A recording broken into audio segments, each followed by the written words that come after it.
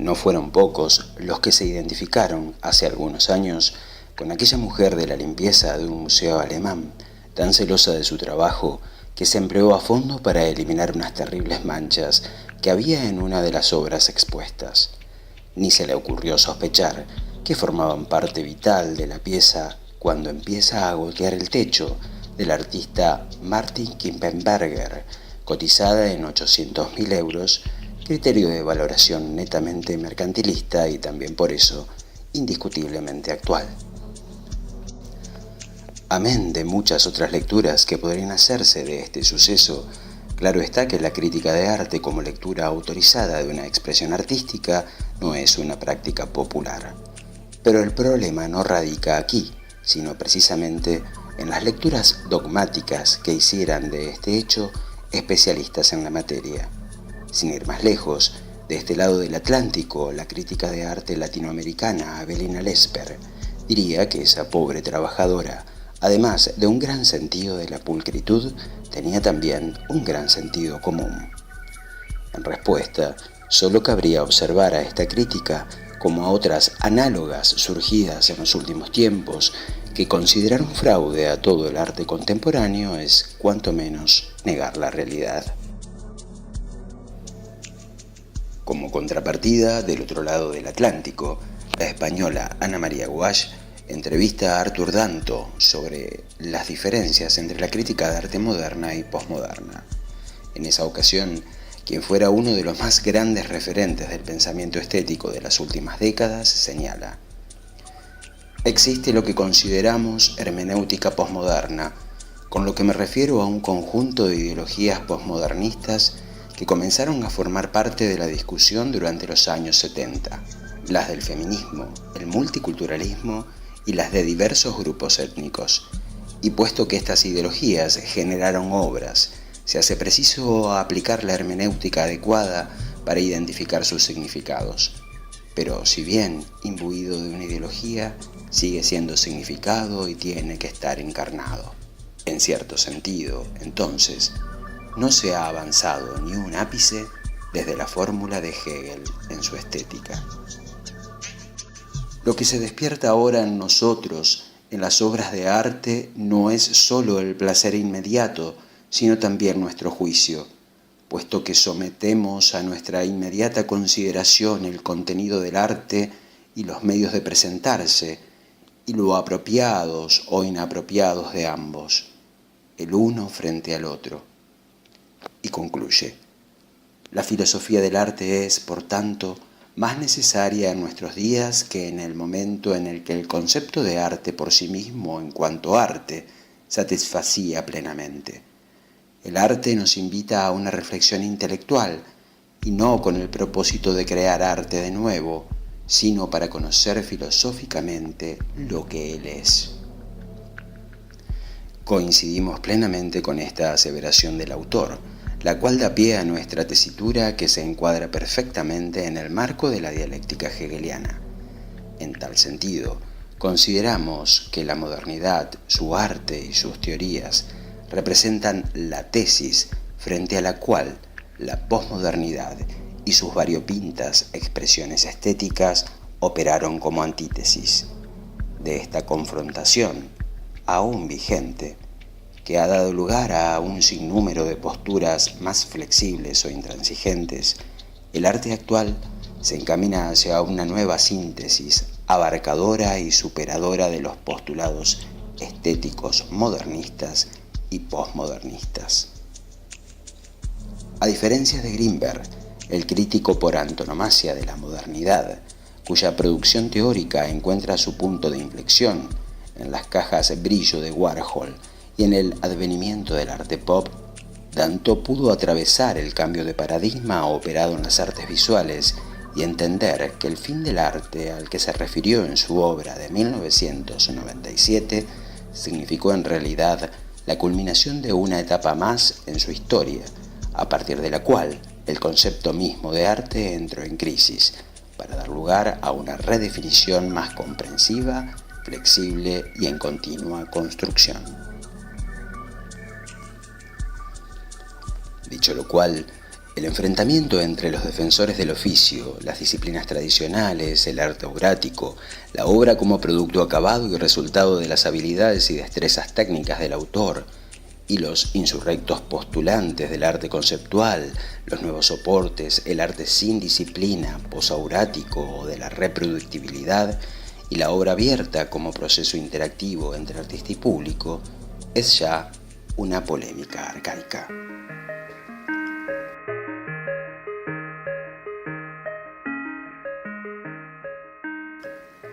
Desde la rueda de bicicleta y Le Fond, el arte comienza a explorar nuevos caminos que, al ser cada vez más transitados, dan lugar al surgimiento de expresiones como ready-made u objet trouvé en la lengua de origen del propio Duchamp. A partir de entonces, la fundamentación conceptual de la obra se impone como un requisito sine qua non para sostener su estatus artístico en tanto fuerza instituyente que atenta contra un orden establecido en un contexto que, paradójicamente, endiosaba la racionalidad. Desde los años 60 en adelante, el artista no solo pone el cuerpo como medio de producción, sino como soporte mismo de la obra. Nace entonces el body art como categoría general e inclusiva de muchas otras, tales como acciones, performance, body painting, tatuajes, scarification. Los accionistas vieneses y otros artistas norteamericanos como Vito Acconci, Chris Burden, Bruce Nauman o Dennis Hoppenheim expusieron sus cuerpos y, expresándose a través de ellos, comenzaron a escribir mediante el lenguaje de la acción un nuevo capítulo en la historia del arte. Una vez más, los artistas a la vanguardia, transgrediendo los límites del establishment, cual metáforas vivientes de la capacidad a la vez creadora y destructora de los hombres. Tras la caída de los grandes relatos enunciada por Lyotard, del ordenamiento disciplinar y cientificista del positivismo y el desmoronamiento de los dogmas de las ideologías hegemónicas, el proyecto progresista de la modernidad se agrieta y resquebraja.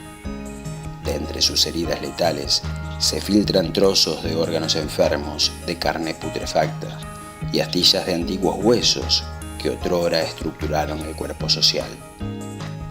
La racionalidad tecnocientífica, megalómana y narcisística, adicta a su lógica de dominación y poder, avanzó con su artillería pesada sobre la naturaleza en toda su extensión. A partir de sus restos y sus fragmentos, los artistas de la posmodernidad implementaron operaciones de apropiación, reciclaje, recontextualización, resemantización para generar otros sentidos mediante sus obras. Baratijas de bazares, material de descarte, residuos orgánicos producidos en cantidades ingentes como consecuencias del capitalismo salvaje, pasaron a constituir los nuevos materiales del arte insurrecto que se rebeló al orden establecido por las disciplinas avaladas por la modernidad.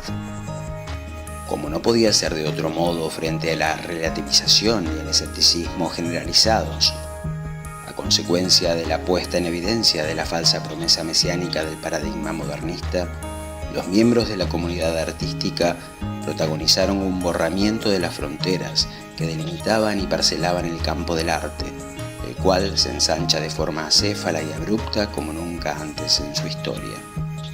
El ámbito artístico se puebla de voces que hasta entonces le eran ajenas, en una suerte de polifonía atonal de composición inconclusa. Como era de esperar, la revolución operada en el campo de las artes, es decir, en los hechos, en la historia, en eso que llamamos realidad, repercutiría consecuentemente en el campo del conocimiento.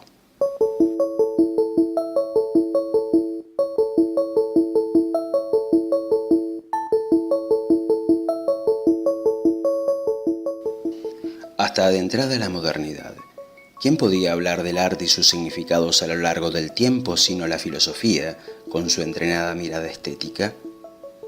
Si se trataba de pensar para hablar con propiedad, no existía de hecho y por derecho disciplina más pertinente. Desde Aesthetica, el tratado que Alexander Baumgarten escribiera en 1750, Justo a mediados del siglo de las luces, la filosofía alumbró una nueva hija que fue creciendo y cobrando cada vez mayor protagonismo. Teorías, reflexiones, especulaciones acerca de la belleza en principio y del arte y la cultura a posteriori, cuando el paradigma epistemológico de la modernidad empoderó a las ciencias fácticas y a su método como modelo de progreso en el conocimiento, la estética filosófica fue desarrollando su corpus conceptual hasta convertirse en pocos años en una de las disciplinas más vanguardistas de las que abonaron el campo del saber humano. No obstante, es dable recordar que la estética fue, es y será hija de la filosofía. El modo de saber que, más allá de las comprobaciones empíricas, apela a la lógica racional para dar cuenta de sus aseveraciones. Pero vete aquí que la filosofía, definida por Aristóteles como la madre de todas las ciencias, es también la hija del logos. De hecho, la historia de la filosofía comienza con un largo parto conocido como el paso del mito al logos. Y si bien por logos se pueden entender muchas cosas, su acepción más usual es la de razón. Así pues, a partir del siglo VI a.C., los dioses y las musas comenzaron su retirada al Olimpo del pensamiento mágico para ceder lugar al pensamiento racional. Este hijo del hombre, que se fue erigiendo paulatinamente como el Mesías que prometía salvarnos de las tinieblas de la superstición y la ignorancia. Con la entrada en la modernidad, la revolución industrial y tecnocientífica, el encantamiento de la realidad se fue desvaneciendo de forma exponencial al punto de llegar a cuestionar no solo lo que se suponía que las cosas eran, sino la propia entidad de la realidad como algo dado, para empezar a entenderla como una construcción del propio hombre de la que todos, nos guste o no, participamos.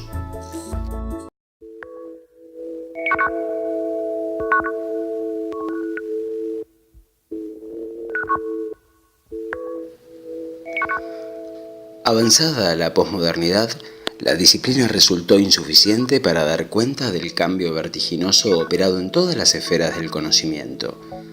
La realidad dejó de poder ser explicada en singular para ser conjugada en plural.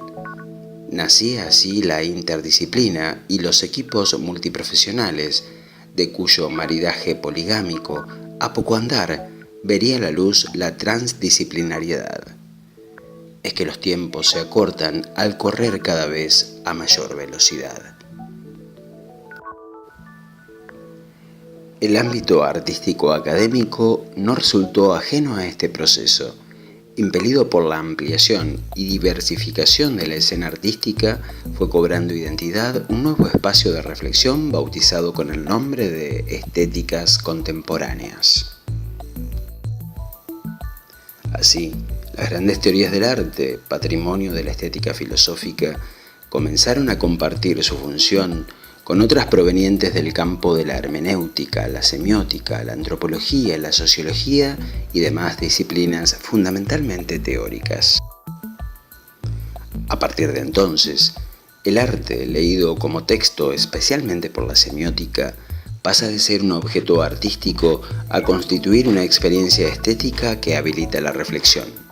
El arte se erige ahora como un objeto de pensamiento destinado a la construcción y reconstrucción de sentidos.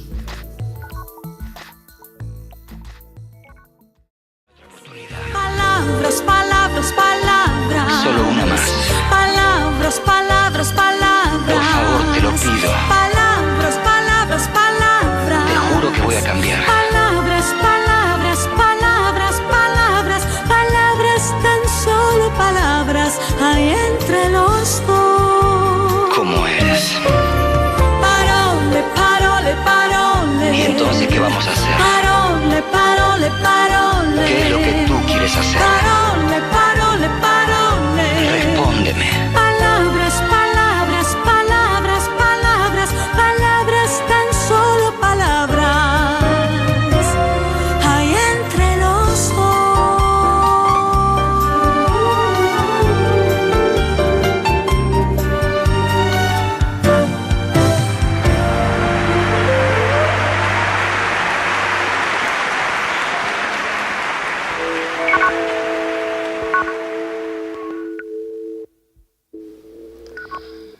Palabras, palabras, palabras, cantan irreverentes los autores de la popular canción italiana, descreyendo de la suficiencia de las mismas, pero sobre todo de su puesta en acción. Traducida esta idea del lenguaje artístico de la música popular a los códigos del saber vulgar, podríamos sintetizarla en un dicho autorreferencial: del dicho al hecho hay mucho trecho. Y ese trecho solo lo recorren los artistas, quienes, parafraseando a Serrat, hacen camino al andar. Dicho lo cual, y si hablamos de construcción de sentidos en el terreno de las artes visuales, no caben dudas que su título de propiedad es patrimonio de la comunidad artística que trabaja en el campo y lo habita.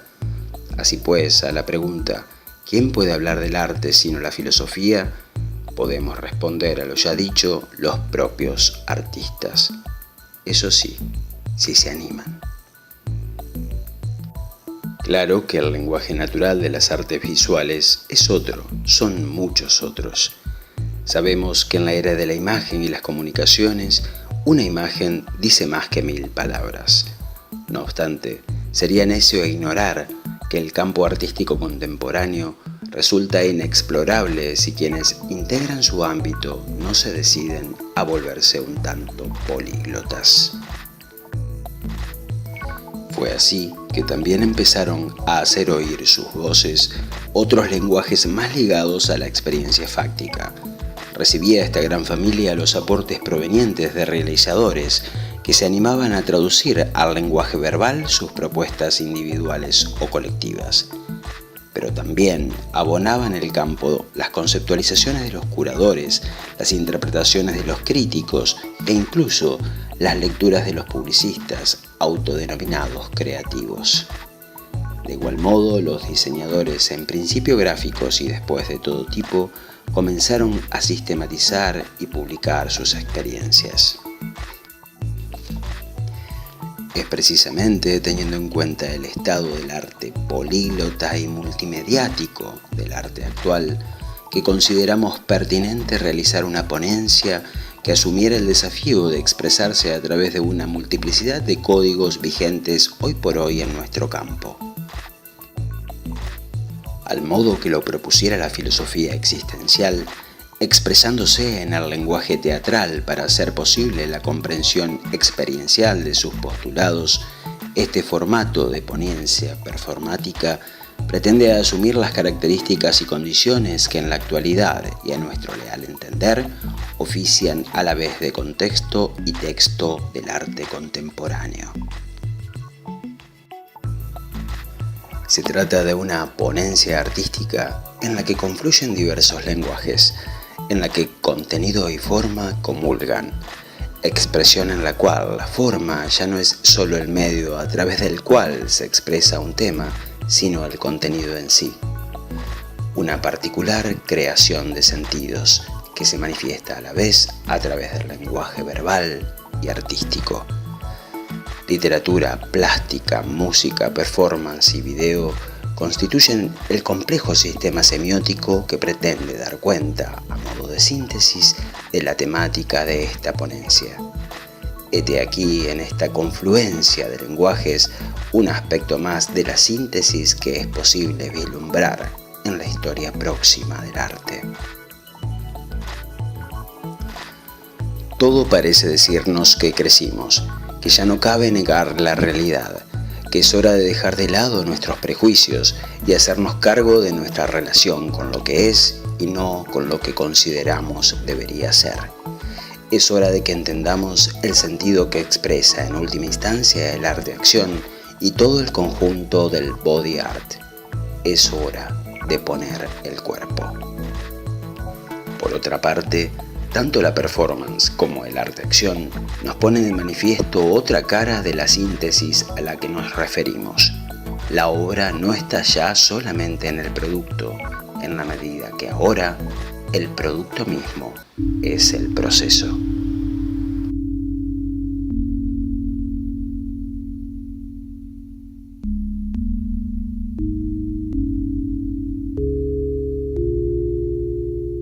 Con el advenimiento del arte conceptual, los propios artistas tienen la palabra. Se prescinde de la mediatización del perito intérprete, o para ser más exactos, se relativiza el discurso de la crítica democratizando los sentidos.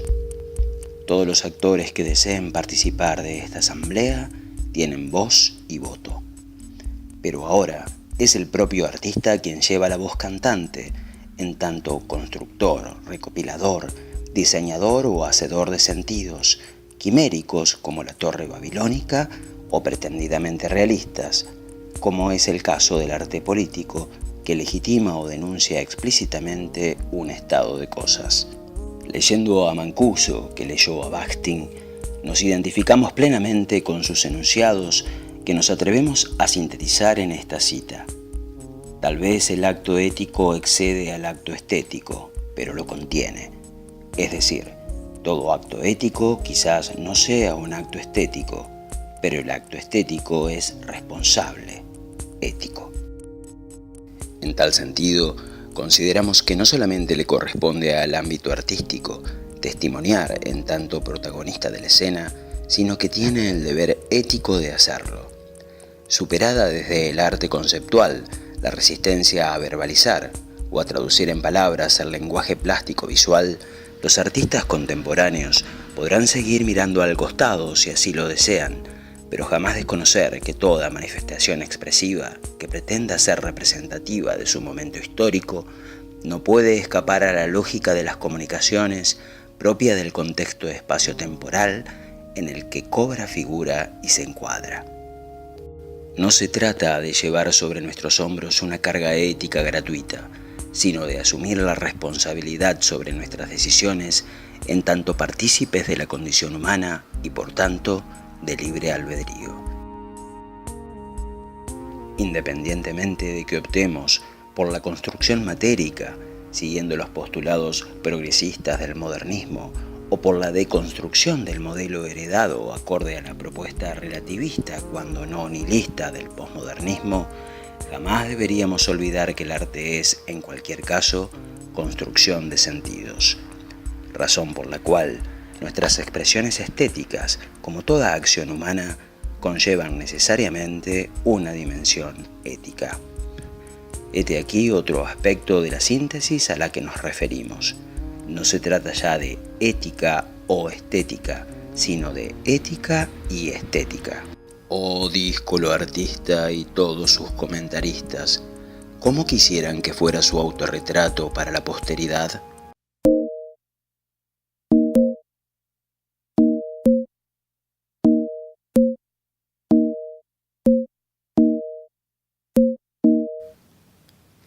Es tiempo de zanjar las diferencias que promovieron hasta hace poco las discusiones en torno a si oficio o concepto, enunciado estético o ético, disciplina o transdisciplina, entre muchas otras que en la actualidad resultan ya ociosas. Es tiempo de conciliar posturas más o menos dogmáticas que oponían en calidad de pares antitéticos a las partes de un todo, como si de compartimentos estancos se tratara. Es tiempo de dar lugar a la integración, que supone asumir una actitud dialógica, conciliadora, una mirada abarcadora y superadora de la fragmentación, para apostar a la concepción de una realidad compleja, en cuyo seno los opuestos no son contradictorios, sino complementarios. Es tiempo de superar los antagonismos para dar lugar a la síntesis, o si se quiere mejor, a la unidad que apela a la conjunción y desconfía de la disyunción.